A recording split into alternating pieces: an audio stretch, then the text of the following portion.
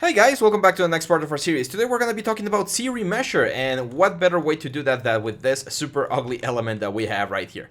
Now, Zremesher is one of those things that it's not super mysterious. A lot of people have used it, but sometimes you don't know all of the tools that you have inside of that element, and it's really helpful. So I'm going to go into geometry, and Zremesher is a tool inside of ZBrush that will allow us to recalculate the surface of an object, trying to create a more like topologically correct mesh. So right now, as you can see, this is Dynamesh. This is a complete mess. This is not gonna work for what we want. And if I just hit Zremesher as is, no options here whatsoever, what I'm going to get is just a transformation of this element. I might get a couple of edge loops over here around the shape that I have, but as you can see, not so good, right? It looks very weird. We have some very bad pinches, and that's just generally not what I want. So there's a couple of options that you need to turn on here and that we're going to be using quite a bit for our Zremesher. The first of that is detect edges. If I do detect edges and I throw in a Zremesher now, what you're going to see is that now it will try to find like the hard surface edges, and it will add a couple of extra loops, as you can see here, to try and hold that edge, right? So Zremesher works best when your topology is super clean. So what I'm going to do here is the following. I am going to go back a couple of steps here, right here. Let's increase the resolution quite a bit. I'm going to try to work with not super high resolution because I know some of you guys struggle a little bit with computer processing. So I'm not going to go into the millions or anything, but as you can see, we're at 100,000. Let's go a little bit higher. Let's go to like, there we go, to a quarter of a million polygons. And now I am going to use my brush and I'm going to say mask a rect. So now I'm going to be able to create like a very sharp mask right here. And let's do like something like this. And then like a broad one, and then we can do negative and say something like this, right? So we create this very nice like weird shape, and I'm just gonna push this in and hit a Dynamesh. Now when I Dynamesh, you can see that we get some very weird spikes and stuff. That's fine, because now with detect edges turned on and Zremesher, we should be able to get something that's a little bit closer to what I'm looking for.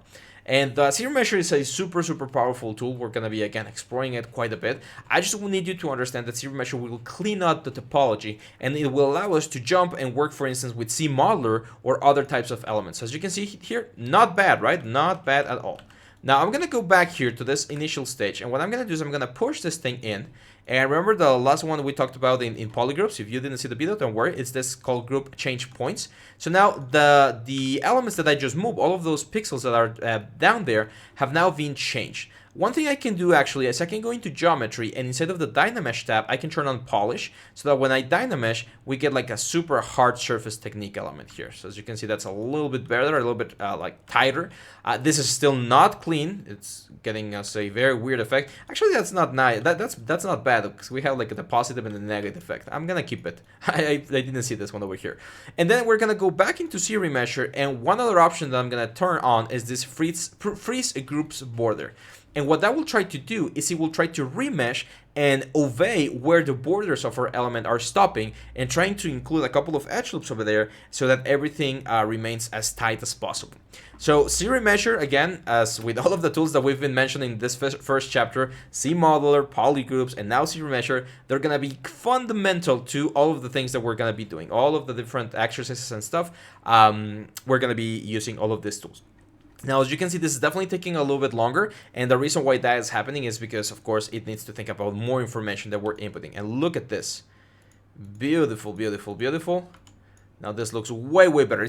Now, the only issue is it looks very nice, but it's super dense, right? We're almost at the same amount of polygons, if not more, and that's not something that we want. So there's one option that we have here with the Zremesher.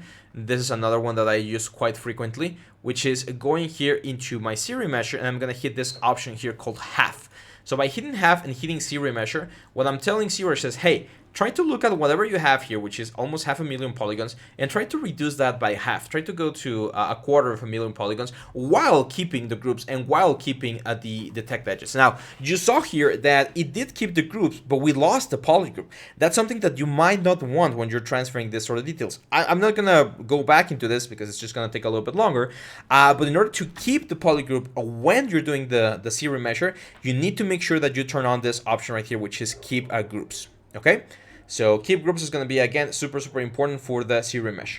I'm going to pause this real quick. Oh, never mind. It's done. So it's trying its best, but it's not really going where I want. You can see here that even though I pressed half, it actually went a little bit higher. So again, this is a little bit of trial and error. I'm going to delete freeze groups and detect edges, and let's do another Zremesher here. I apologize for the dog barking outside.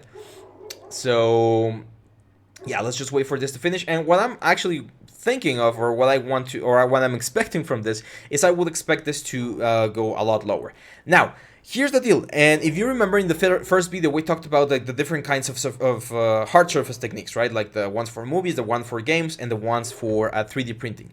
This one right here, which is looking very nice, very clean, a lot cleaner. This one is perfect for games because we just create a low poly from this and bake it down. This is perfect for 3D printing as well. We just decimate it and get it into sheet box or a leash and just slice it up. This will not fly for movies, however, and I would need to keep on doing Zremesher and going half. Right now we're at 165,000. Let's see if we can go even lower. And the lower we go, the cleaner the topology is going to look, but also the more and more elements we might be losing. So that's when, again, Zmodeler comes into place. We can do some creasing, we can do some insert edge loops, we can just use all of the techniques that we know from hard surface to make sure that this becomes the best possible. Look at that, that's a lot nicer, 97,000, perfect. I'm going to detect edges again because now we're approaching the lower end of the topology spectrum. As you can see, this is looking way nicer. Let's do one more Zremesher. Let's see where this gets us. Again, we're doing half. So every time we're selecting Zremesher, it's actually going half the amount of points that we have. We're trying to go as close as to have the amount of points that we have. Let's wait a little bit here. The faster your computer, the faster this is going to be. I'm actually in the middle of updating my computer. I do believe the RAM plays an important role, but also your processor. So if you have a very new processor, that should be better for you. So there we go. Let's do one more. We're at 58,000 points. By the way, this active points, this is not your poly amount. This is more like the triangle amount. So whatever active points you have, if you bring this into Maya or Blender, it's going to be double. So 60,000 right here would be 120,000 for Maya or Blender. So that was a very common mistake that I used to do. It was like, oh yeah, I'm fine. I only have 20,000 here. That's 20,000 triangles. No. It's 20,000 points. So that means at least you're going to have double that because each point will be connected to another edge and you're going to have faces and all that stuff. And we keep going down. Look at this. We're almost at the, like, this is like 50k triangles. I'm going to see if we can bring this all the way down to like 10k triangles. That would be pretty cool. And as you can see, yes, we're losing a little bit of definition. Like a lot of the like super sharp corners that we have are now gone.